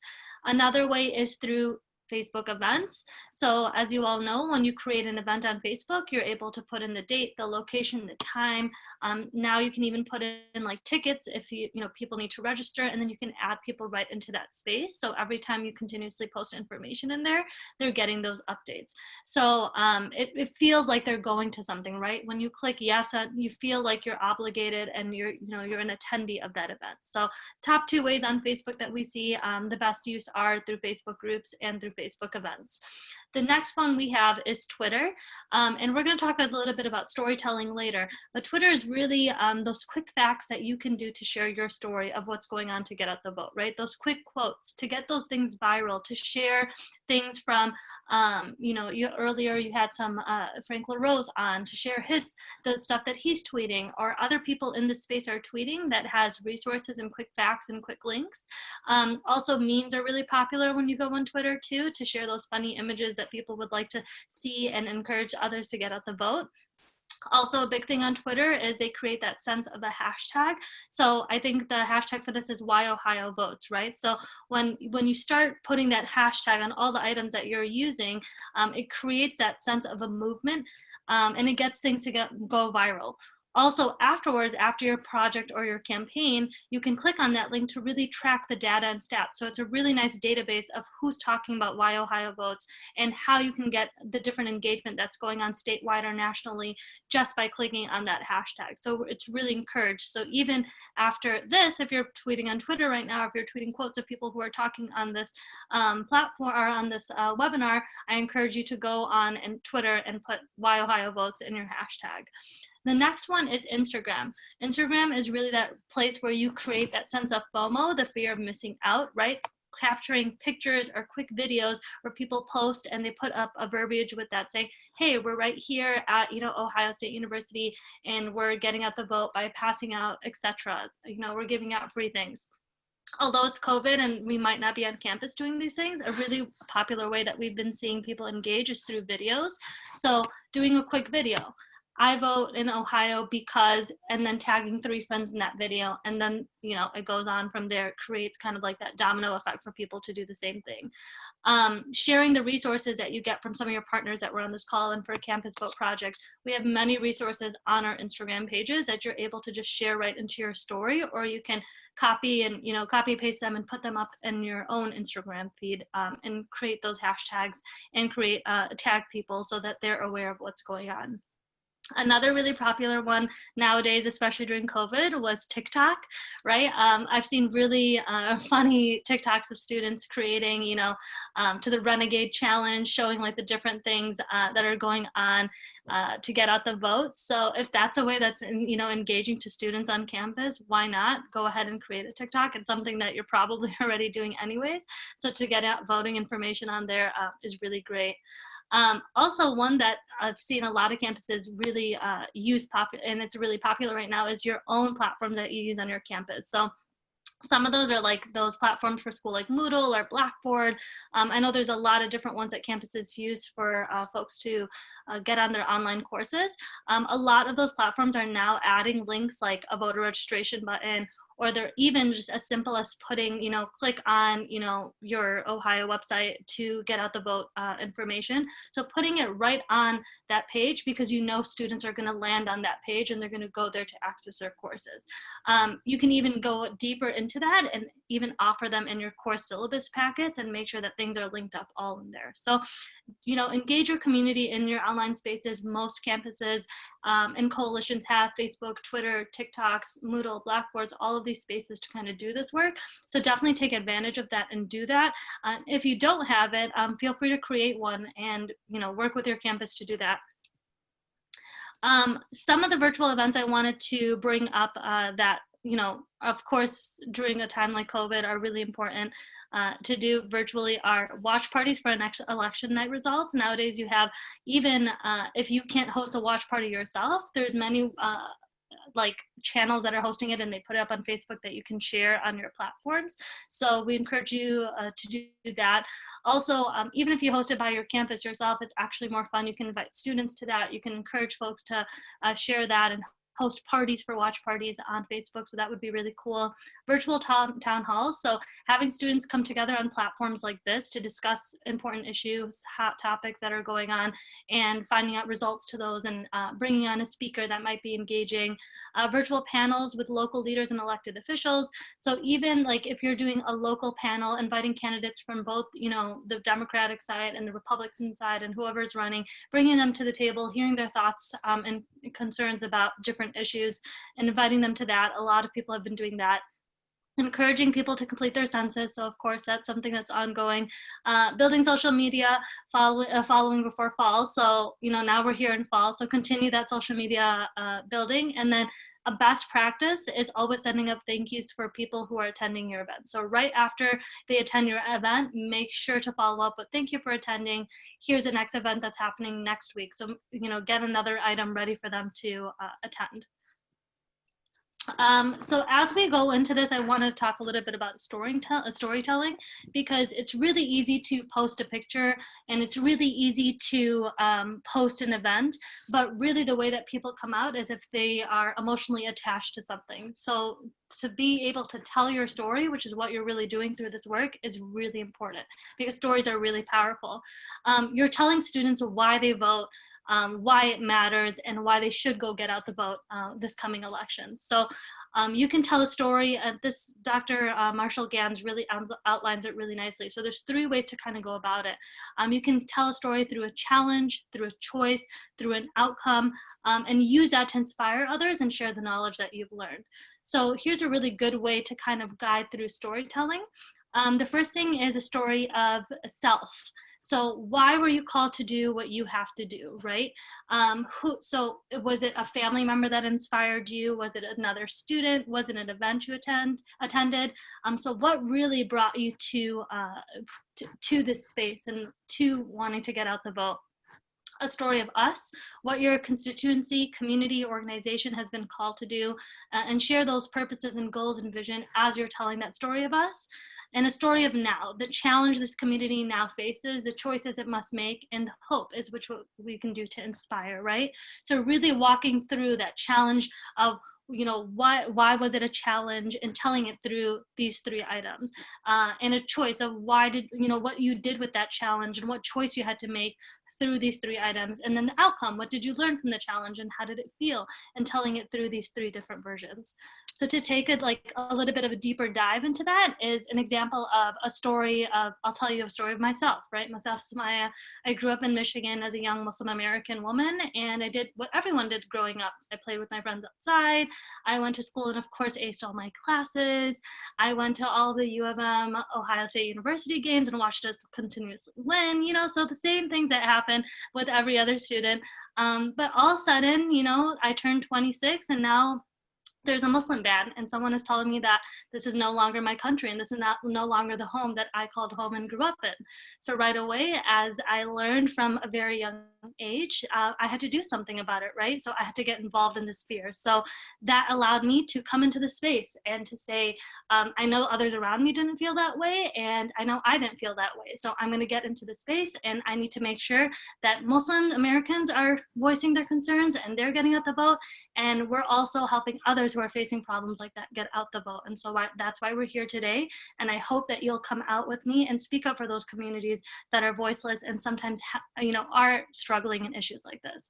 So being able to tell that story and tell someone, it probably will get them more inclined to wanting to, you know, to do what I want them to do, or to do what they should be doing through that storytelling. And it can be done in multiple different ways, right? You can be talking to a medical student, and rather just going to a medical student and telling them, hey, you should go vote because it's important, is maybe sparking up a conversation about healthcare and getting into a deeper dive of that, or talking to an environmental student, talking about why the environment is important, and so on. So really use those stories and make sure that, you know, because they're powerful and they really get people reeled into wanting to you know, to get out the vote. One thing I wanted to stress at the end before we kind of go into what this looks like is a concrete call to action. So anytime you tell a story, anytime you do an event, anytime you put up a post, you want to make sure that you have a concrete call to action for attendees to take after seeing a post or joining an event. So what that means is, when you're saying, hey, come to, you know, say you have an event, for example, like this webinar, right? Afterwards, a concrete action would be not only to get out the vote, but hey, I'm going to take initiative and let's, you know, click here to, you know, help me join to help me host an event, or help me share the word about this webinar that happened and share the recording of it. So making sure to have an action at the end of everything that you do, whether it's a link to sign up at, a form to fill out, another event to follow up with, making sure that people are, once you've got them reeled in, to make sure that they have more follow-up things to be attending. And before we get into the breakout, I wanted to leave some time for some question and answers. And so you can start dropping your question and answers either into the chat box or feel free to unmute yourself. I really want this to be, a couple minutes where we can talk about maybe challenges that campuses are facing when it comes to getting out the vote or digital organizing on campus. Or if you have a really great idea, I think this was a great space to kind of share that idea. And then we'll get into the breakout session in just a second. Does anyone have any questions right away?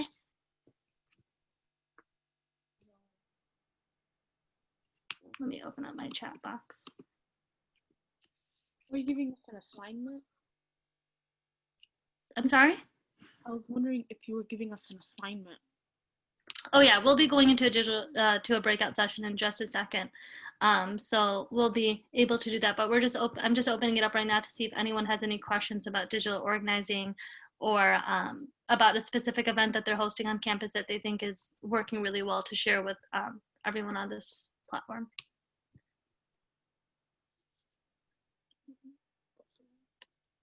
I know there's a lot of awesome people on, so there's got to be some really cool events that you guys are doing on your campus in a virtual fashion.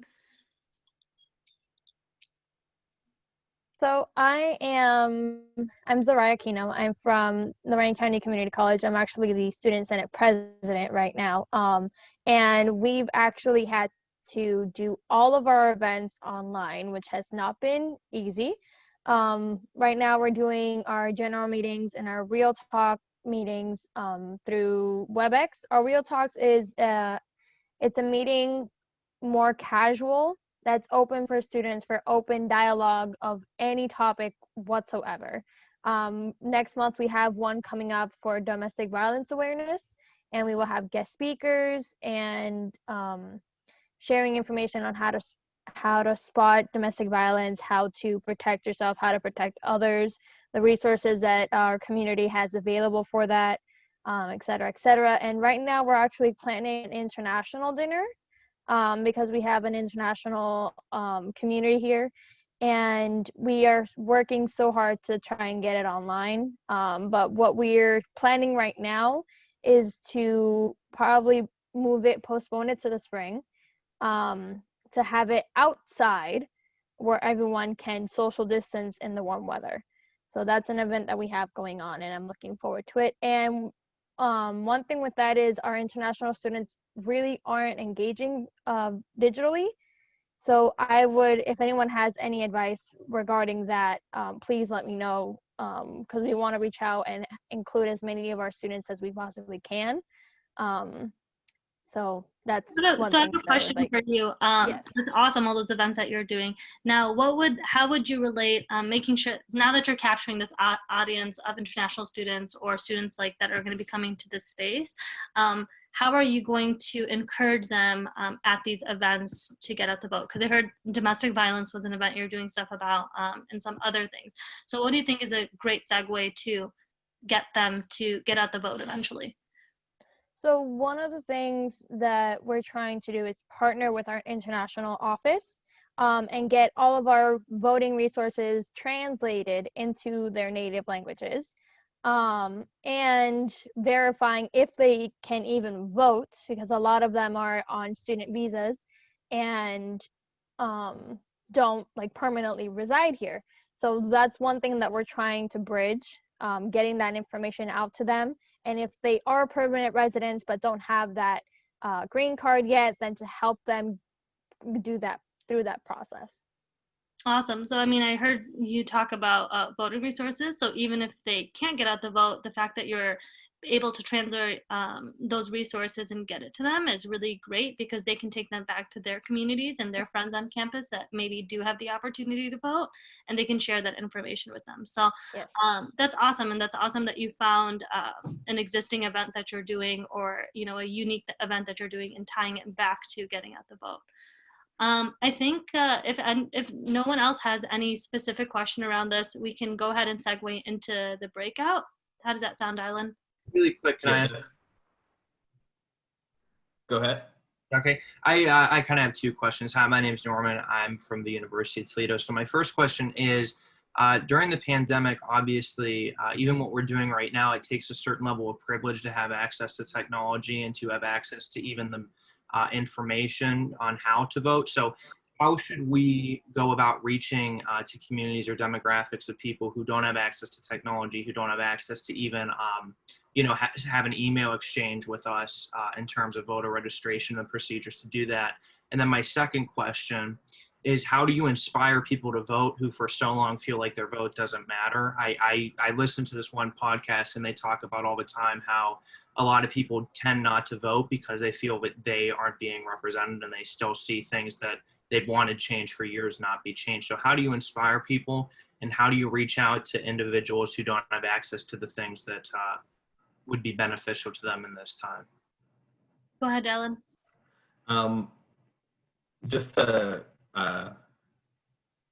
the first question, this is a tough question to ask, and also there's an even tougher answer.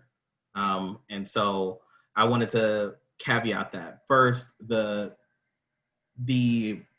primary demographic that you'll be working with needs this level of technology just to engage as a student, right? And so being able to answer an email and things like that. So like there are certain things, and I watched Hassan Minhaj does a show called The Patriot Act. And at the end of one of his shows, he talked about having too many tabs open, right? And so you can't solve every problem. And so you focus in on what you can actually do so that you can see the most results, right? And so this is, if you are into a community, let's say you are a community college student, right? And you wanted to work with community-based organizations, they are coming up with amazing ways to connect with people who don't have this level of technology. But for this particular demographic, they're going to have at base level some way to answer an email. At base level, some way to engage in an online class, because most of your institutions are doing it as a hybrid situation. And so this is not to dismiss that group, but I want to make sure that like you're not trying to answer every question under the banner of voter registration, right? And like I said, it's a very tough answer to a very tough question in an age where like we don't have any good answers to questions. Does that make sense? And to your second question, I guess I'll turn it over to Sumaya. That's really her area. I just wanted to make sure that I answered that question for people because I've gotten that question a lot. And I understand the heart of where it's coming from. But we also have to focus on, you have less than 50 days to enact some of this stuff, right? And so I want to make sure you're focused on the things that you can actually control. And if you decide that like, that is what you want to do, community organizations in your area are just really, they're not door knocking, they're calling it door sticking, where they're sticking things on doors and putting packets together to drop off on people's porches. There's a lot of creative ways that they're doing that to get that information out, but that's not necessarily what you would be dealing with on a college campus or in an institutional setting. Definitely. I mean, I think that's a great answer. To answer the second part of your question, if I could, is really focusing on that story, right? So there has to be one thing that triggers everyone to want to take an action. And specifically this action is to get out the vote, right? So first of all, we want to meet people where they're at. They don't always have to come to us, come to our webinar, come to our, event. A really interesting way to kind of work out on campuses are, every campus has student organizations. All student organizations do bi-weekly meetings or bi-monthly meetings, right?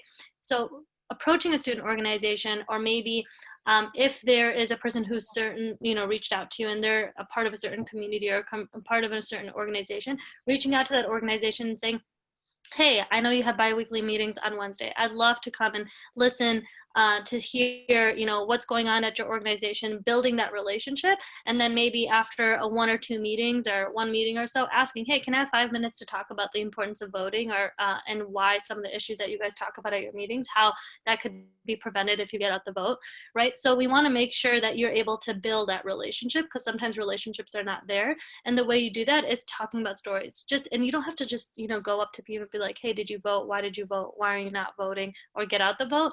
It's like, hey, how are you? What's important to you? What's important to me? At the end of the day, all of us care about the environment, right? All of us care about healthcare. All of us care about student loan debt. There's kind of these overarching issues that we're able to connect on. And so use your story for those issues and try to build those relationships as you, connect with people. And I could also add, like, there are a scary number of elections that are decided by less than 1,000 people. There are whole state electoral votes that are decided by less than 1,000 people. Locally, one of our suburbs mayoral races was decided by 500 people total.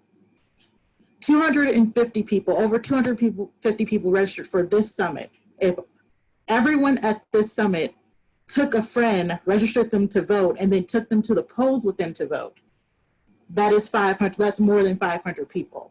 So I want us to remember that there's evidence and facts that your vote does count, even when it comes to presidential elections, but especially locally, when you're deciding council people, when you're deciding your mayor, when you're deciding on judges, when you're deciding on what funding your schools get, both our state universities and our K-12 institutions. We are making those decisions. And you opting out of that means that people are making that decision for you, and you're not lifting your voice up and giving that. And I think that, helping people to understand that is also important. Once you have that relationship, people really just get caught into the politics and watching MSNBC and, all of the electoral coverage of things. And they forget that elections are decided by individual people. And if you can get another individual person to go with you to vote and have their opinion heard, it could change the course of history for a country. Not just ours, but, it could change the course of history. Thanks, Alexis. And I think that's perfect segue into our breakout.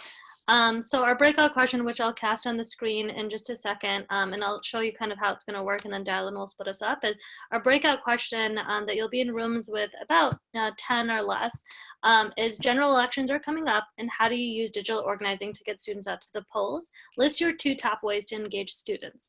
Although it's broad, as you talk to people, I really want you to focus on really, 47 days away till we get out the vote. Really, what are those 2 top ways that you think you can, if you were to walk away from this webinar, you can work with your campus or your organization to execute and do, and know that you can bring a lot of people to that space and really help educate and get that information out there. So think about that as you go through this breakout session. Dylan is going to be splitting us up into rooms, and then we'll come out back into this main space to have a quick discussion about that. And then I think there's some really exciting news about a mini grant recipient that I'm excited to hear about too. So definitely come back from the breakout room after that. You will be split up randomly, and so please feel free to engage with people. And there's only going to be about 4 or 5 people in your group, so you'll have to engage because everyone's there. All right.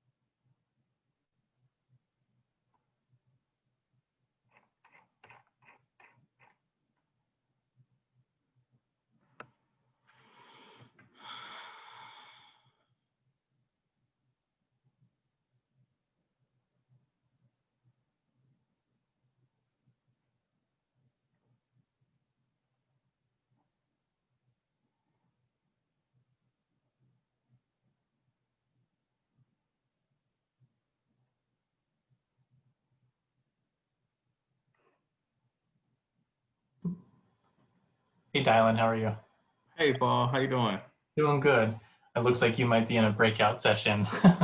Yeah, so we have some breakout sessions. Let's see if I can toss you in one.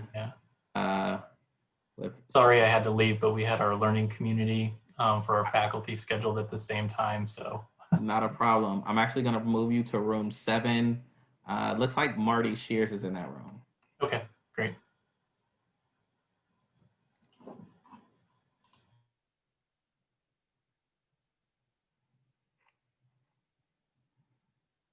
What's up, K-Dot? Hey, it was like no talking in my room. Oh, really? Yeah. When? Um, Remember what number you were in? 13. And then like it just dropped off quickly. Okay. I see you. I'm gonna move you to room 16. That should be a pretty lively conversation. Okay. There you go.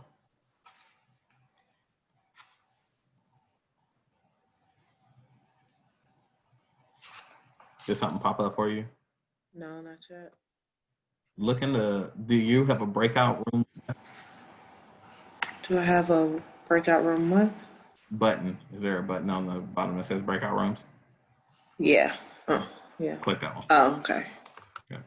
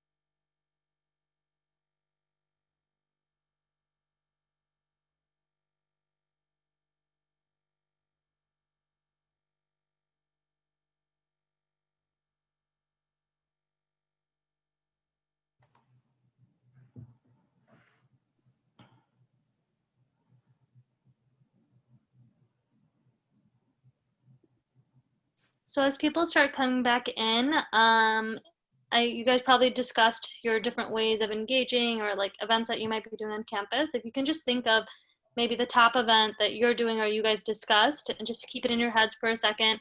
And we're gonna post it in the chat box and write, like, I guess you can post it right now too, like as people come in. So post one way of engagement that you think is gonna be really helpful that you're doing.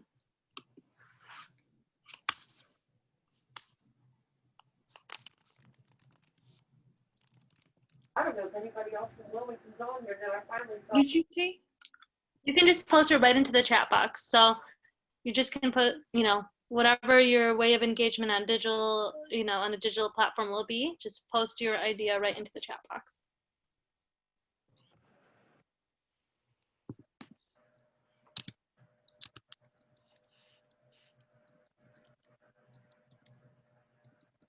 Hey, Samaya, when you go back to sharing your screen, before you go to the recipients, could you stay on that that one page for a little while before, so we can explain?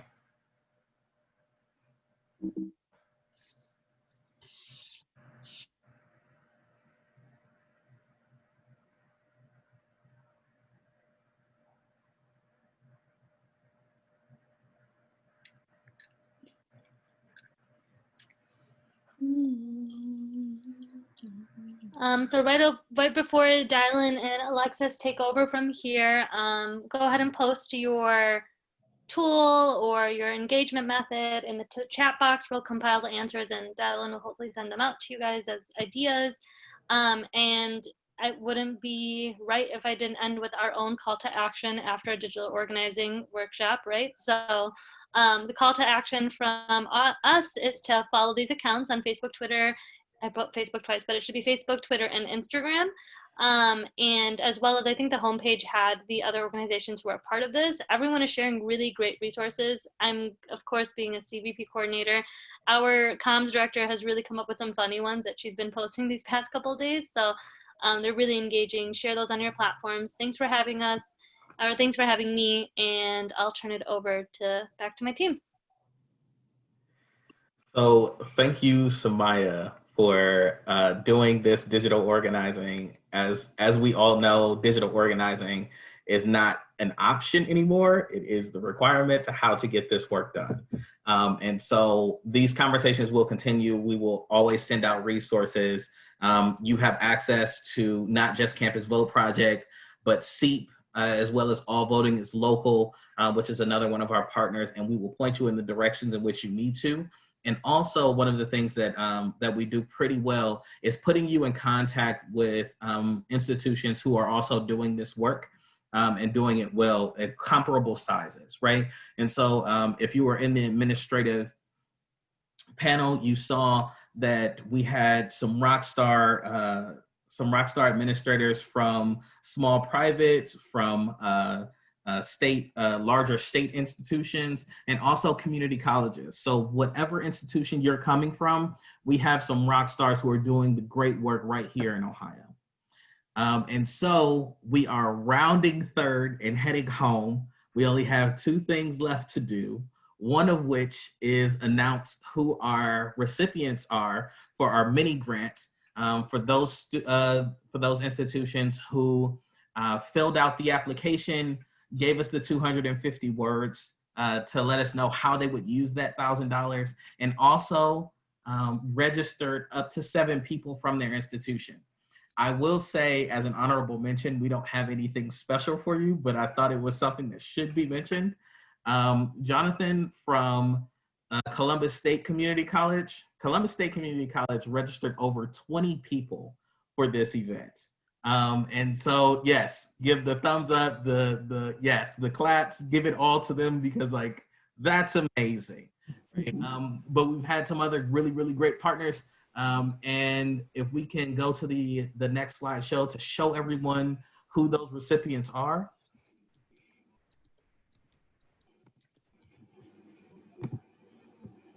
Boom.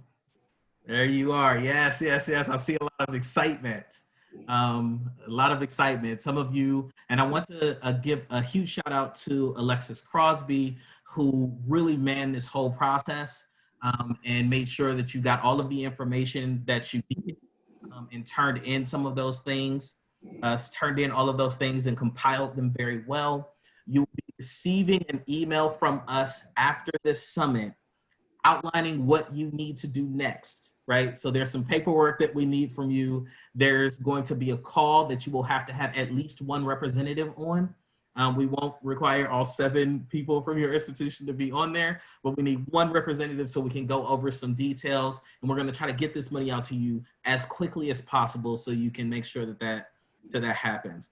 Yes, democracy is in the house. Alexis, do you want to add anything? I do also want to shout out Whitney Tyler, who is an amazing student organizer who's been doing work on Wright State's campus for almost 4 years. And she is rounding out her undergraduate experience. Oh no, don't leave us, Whitney, don't leave us. So like, are you graduating yet? Oh, good, thank God, thank God. Though it is important, she also helped us plan this summit and made sure that we had student voice in this and, you know, things that were relevant to students on campuses because she's been leading this work for such a long time. She's also a student advisory board member for CVP, and she leads the Democracy Fellows on her campus. I know it seems like Wright State is our primary student partner, but they have a lot of passionate students doing work, and they've really showed up to help us. And also Erica Neal and Erica Neal from University of California, Berkeley, who got up super early this morning and, you know, just jumped in, highly engaged, energetic, to put her voice in the room, and Taylor, who's a seat fellow on Wright State's campus as well. They were so amazing. I also want to thank all of you who made sure your students were able to engage in this, and all of you administrators who got on and added your voice. We will be sending out resources, including the recording of this opportunity, so that you can share with your students and use these resources and these conversations on your campuses as you do this work. As always, we are highly available. We will answer any questions. We will support you in whatever way we need to heading up to the election. So make sure that if you need us, you reach out. Which takes us into our final thing. I want to turn it over to Kayla and Ifeolu, who both did fantastic jobs helping us plan this. But all of your institutions sit in a community. And it's important that you are aware of that community and you are engaging in that community. So I'm going to turn it over to Kayla from All Voting is Local to give us our way out. Thank you, Dylan. Thank you guys for hosting this amazing summit. I really hope that you have enjoyed yourself, that you have learned something, that you have connected with somebody in a breakout room that you can engage with. I hope you've gotten some emails so you guys are connected across the streams. We at All Voting is Local are excited to be a part of this team. We are excited to see the next generation of folks who are engaged in the democratic process, who are out here and ready to fight and win in these battles, and making sure that your campuses and the communities with which they sit in are represented by young voices. Our organization is always championing the cause of students and young voters alike. And so we thank you so much for taking this time out of your day. And I'll pass it over to our trusty moderator, Ifeolu, to close us out with the last words. Yes, so you all have learned so very much. Thank you, Kayla. Thank you to all the other organizers who have helped put this together. And thank you to our administrators and our students who are here and learning, and our community members who are going to help on the back end also. You all have learned a lot. We've thrown a lot of information at you. And it's important to realize that none of us are experts. Even us who work in it every day, none of us are experts. That's why we had, even Mandy was like, that depends on your county. So being aware that we don't necessarily have all the answers, but we can take that step to get one answer. We can take that step to have some baseline information and being comfortable in saying, we don't know, let me check on that for you. Or here's where you can find that answer. Making sure that we're doing that extra step to help our students and others in our community register and actually participate in voting and being an informed voter. You all had that opportunity. You all have the knowledge now, and we're so happy that you all are going to be working on your campuses to get students registered, get others in your community registered, and really get them participating so we can make a difference in our local communities. I want to say thank you to everyone also. All right. Well, I didn't see Nate, but I want to make sure that I shout out Nate Hall from SEEP, and I didn't see him. Oh, there he is. If you want to give a last word, a last goodbye, that kind of thing, we have a couple of minutes because we're making really good time. We're out of here. Go ahead, Nate. Yeah, I just want to emphasize how inspired I am to see so many people on this call doing great work on their campuses and their communities. I hope this was helpful to all of you. If I can be of help in any way, feel free to reach out. I'll drop my email in the chat here. But yeah, I'm excited to see the work that this group is going to do over the next 40 some days leading up to Election Day and beyond that. So thank you all for joining us. That's all, folks. Bye. Thank you. Bye, everybody. Bye. Thank you. Guys, thank you so much. Hey, Ife, were you with the Warren campaign? I was with Warren's campaign. I was the Ohio campus organizer.